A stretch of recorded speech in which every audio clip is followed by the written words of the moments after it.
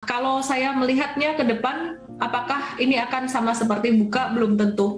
Karena yang pertama perbedaan GoTo dengan Buka adalah dia punya bisnis model itu lebih lengkap. Jadi nggak cuma ride hailing aja, tapi dia juga ada e-commerce. Mau dapat bimbingan intensif belajar saham dan referensi? Bisa tanya jawab secara intensif? Yuk, daftar Mtrade sekarang di mtrade.id/whatsapp atau klik di bawah sini ya.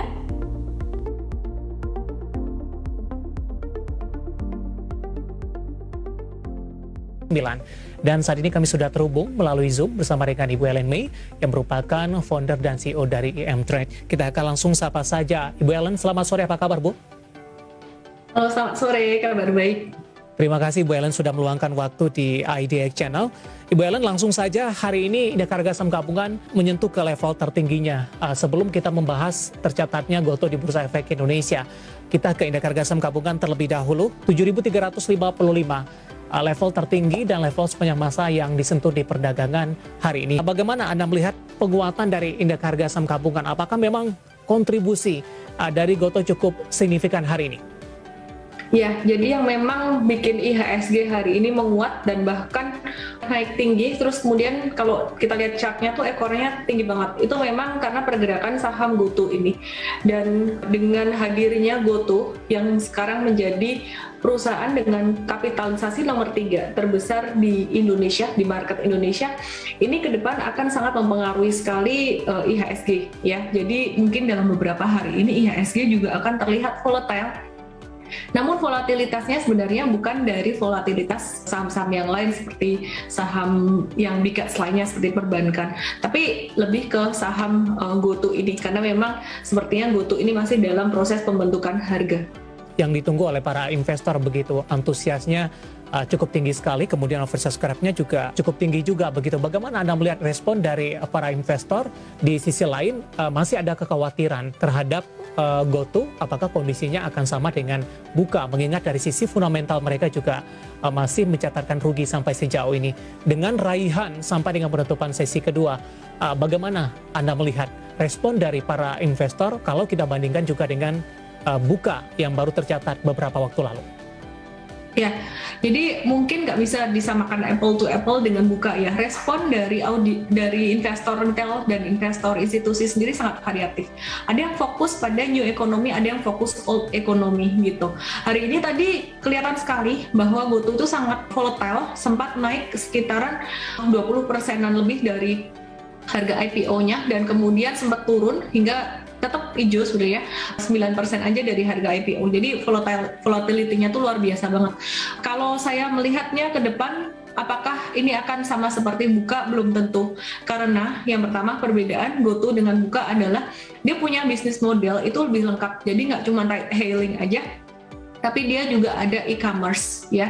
Jadi ada e-commerce, ada financial juga gitu, ada GoPay-nya. Sedangkan kalau Bukalapak dia cuman marketplace aja gitu satu. Terus kemudian yang berikutnya secara pendanaan dia juga jauh lebih kuat daripada Bukalapak. Kemudian yang ketiga secara pangsa pasarnya dia juga jauh lebih besar daripada Bukalapak. Dan kalau kita perhatikan proyeksi growth-nya dalam beberapa tahun ke depan di Asia Tenggara juga cukup bagus, meskipun sebenarnya ya proyeksi ya tetap proyeksi gitu, bukan mencerminkan apa yang akan terjadi sesungguhnya di masa yang akan datang. Kemudian kita bicara secara valuasi.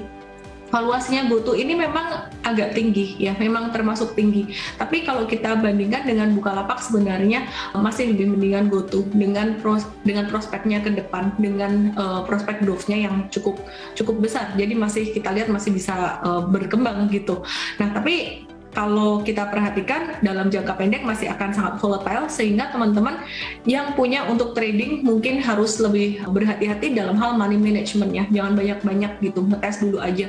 Sedangkan untuk teman-teman yang punya ini ngetes untuk investasi jangka panjang, lebih lagi secara money management juga harus lebih dikontrol. Jadi belum tentu kayak hari ini naik terus besoknya akan lanjut naik terus, enggak. Kalau saya perhatikan masih akan berfluktuasi tapi tidak akan downtrend seperti Bukalapak, hopefully ya.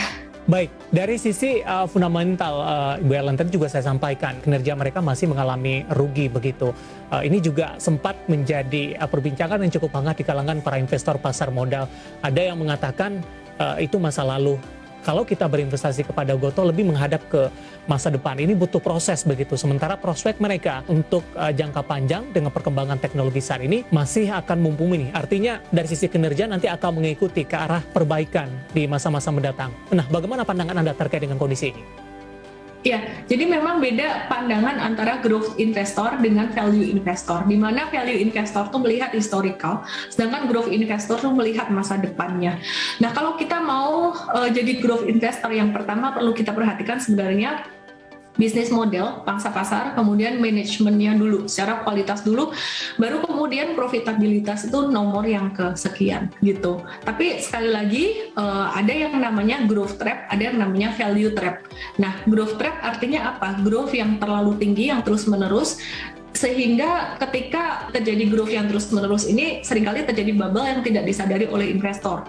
Sedangkan kalau value trap ini artinya adalah sahamnya tuh valuasinya kemurahan, tapi dia nggak naik-naik, nggak gerak-gerak gitu. Nah, disinilah yang sebenarnya saya pribadi mewaspadai akan adanya growth trap ini, meskipun ada skema green shoe yang katanya sih bisa menahan penurunan harga saham atau koreksi harga saham jika turun di bawah IPO gitu.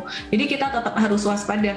Mungkin teman-teman yang fokusnya untuk growth investing ya bolehlah growth investing, tapi jangan lupa bahwa historical atau numbers itu juga penting, sehingga kembali lagi ke money managementnya. Kalau saya sih belum berani untuk GoTo ini mendominasi portfolio, harus dikombin dengan saham lain yang juga secara fundamental udah lebih strong, seperti contohnya perbankan, 4 perbankan besar gitu. Baik, bagi yang belum berpartisipasi untuk GoTo tapi baru ingin masuk ini, direkomendasikan tidak Bu Ellen dengan beberapa pertimbangan tadi yang Anda sampaikan? Kalau saya pribadi dan juga M-Trade ya, kalau memang mau masuknya dalam nominal yang agak besar, sebaiknya sih tunggu secara chartnya juga terbentuk lebih stabil, karena secara fundamental sekali lagi tadi numbersnya juga masih minus gitu. Jadi kita nunggu chartnya terbentuk stabil itu berapa lama? Mungkin sekitar 1-3 bulan. Jadi sabar dulu teman-teman trader ataupun investor gitu. Nah, kalau investor sebenarnya agak susah ya kalau kita pakai chart. Biasanya investor tuh pakai valuasi di sini juga udah kemahalan. Kalau misalkan mau growth investing ya ngetes lah dikit-dikit gitu. Nanti pas dia turun nambah lagi. Jadi strateginya gitu kalau teman-teman yang mau investasi jangka panjang di sini. Tapi saya pribadi ya juga M-Trade untuk investasi jangka panjang kita belum rekomendasikan. Demikian pula untuk trading. Jadi ya kita kasih petunjuk untuk teman-teman yang udah punya aja mau diapain gitu. Baik, review dan rekomendasi untuk GoTo pemirsa yang baru hari ini tercatat di Bursa Efek Indonesia, dan tadi juga kita sampaikan mengerek indeks harga saham gabungan ke level tertingginya di sepanjang masa. Dan lagi-lagi keputusan investasi tetap ada di tangan para investor dan trader pasar modal Indonesia.